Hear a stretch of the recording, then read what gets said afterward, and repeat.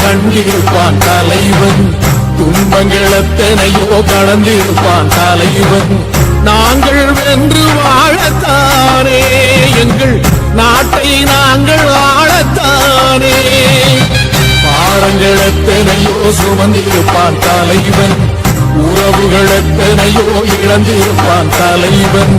தடைகளை வென்று போகத்தானே, எங்கள் தலைமுறை மகிழ்ந்து வாழத்தானே.